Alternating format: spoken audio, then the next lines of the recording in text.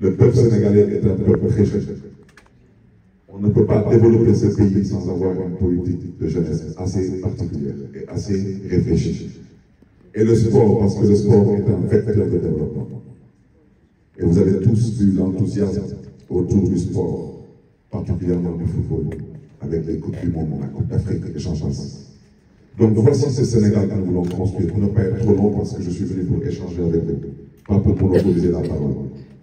Et le projet que nous voulons pour le Sénégal, nous avons pour l'instant une vision, mais c'est un projet que nous voulons co-construire avec vous.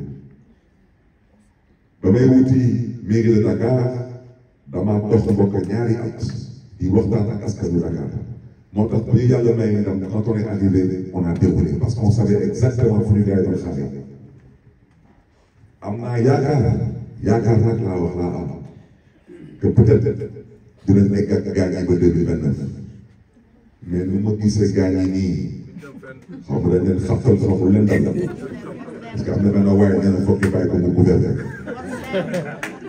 dafa tëddee tuuti waaw balaa maa tey mu ne dañ koy bàyyi ne gouverner yow balaa ñu ngi gouverner mais ñu fal la te kenn falu la. Koromak la.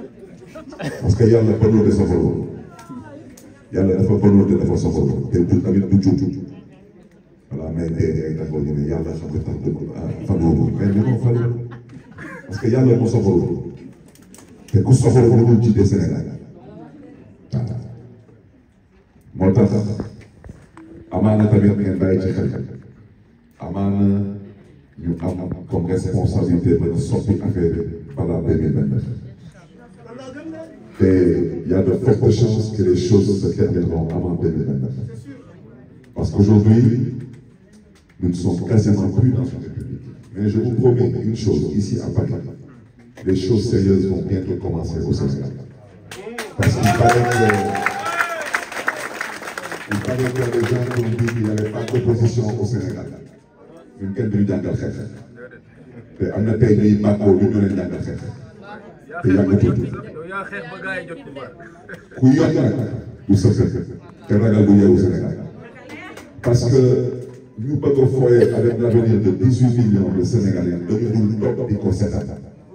lu leen mbir mi jàllal dina nañu ko jàllal tamit mais dëkk bi moom lu am ba am te ñun ñu nangu ko parce que ñu gëm yàlla nangu nañu que 54% de l'électorat du Sénégal a voté pour un homme qui s'appelle Bassirou Diomaye Diakhar Faye te ñu ngi koy ñaanal jàmm ak salaam na góorgóorlu nag wante keneen ku fi bëgg a woo leneen ñu wan ma suñu bopp ak suñu ci ko parce que dëkk bu ñu danaa may dee ba dëgg fi benn waay yàkkamtu ma ko nag ba ma ñibbi Sénégal nee na que moom daal même sax su démissionné day delluwaat assemblée nationale ba su delluwaatee assemblée nationale ma xam ne ni man mii Jean Paul Dias dugg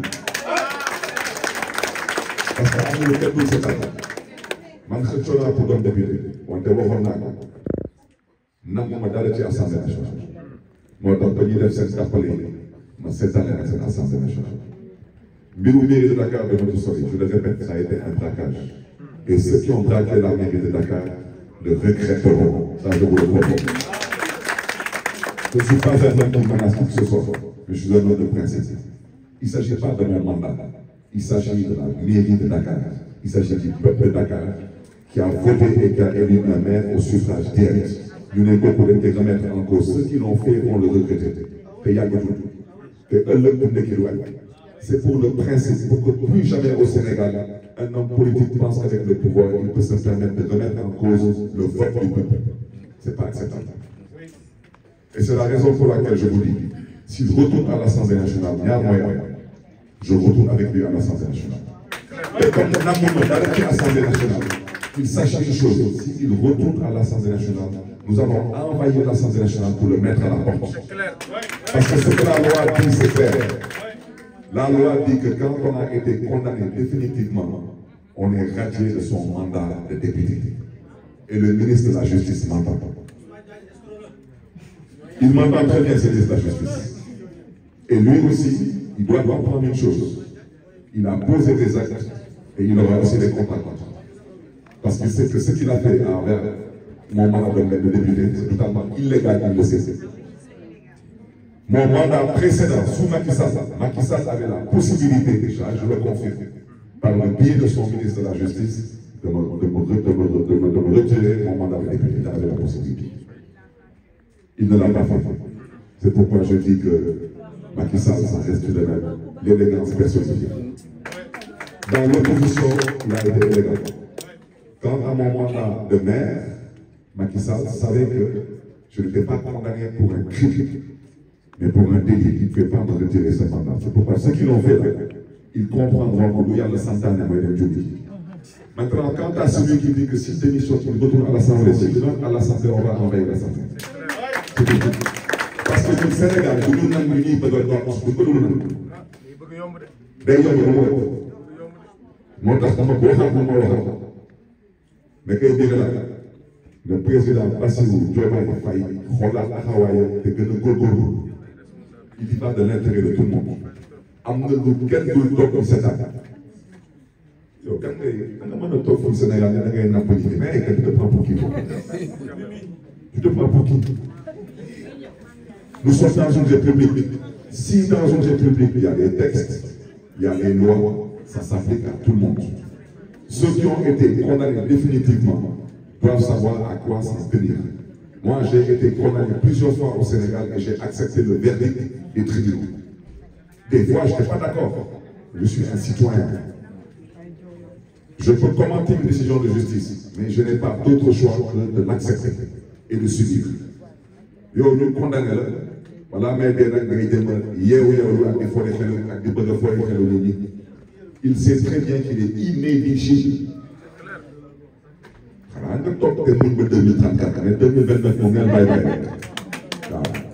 comme dafa am loolu yéene woon ñenn ñi yàlla wane ko parce que ñun naan peut-être gars yi dañu doole wante amul solo parce que 2029 dinañ bokk incha allah wante bu dul bokk 2029 moom xam na ko bopp donc bokk yi dama bañ a guddal mais je n'ai même pas voulu je n'ai pas senti le besoin de parler de la situation du pays.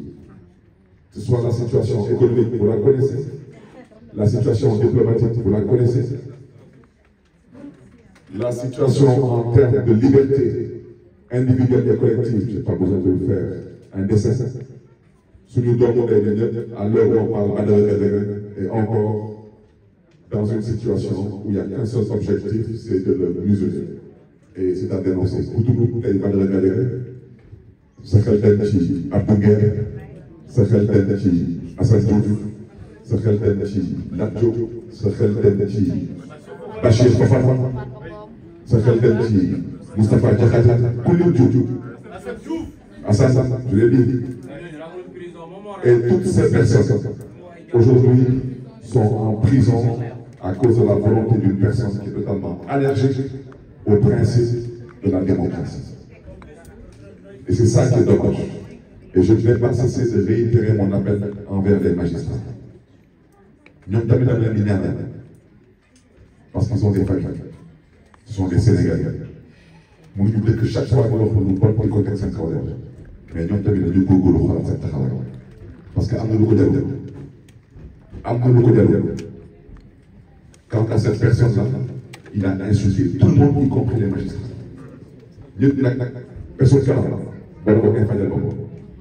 Les magistrats aujourd'hui doivent dire le droit.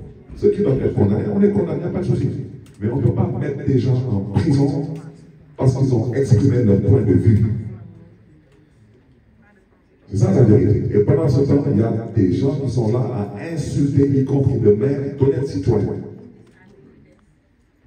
Et après, des gens qui se disent être des autorités, qui se permettent de se déplacer en prison pour aller soutenir des insulteurs publics. Et ensuite, on nous demande de vivre dans une république où on doit respecter soi-disant des institutions. C'est d'une extrême gravité. Mon père, les magistrats, ils n'ont qu'à dire le droit. Et surtout, ne pas rentrer dans un combat qui n'est pas le leur. Merci encore pour votre attention. J'ai été un peu long, mais je suis venu pour écouter, je suis venu pour échanger avec vous, et je vous remercie encore de votre disponibilité.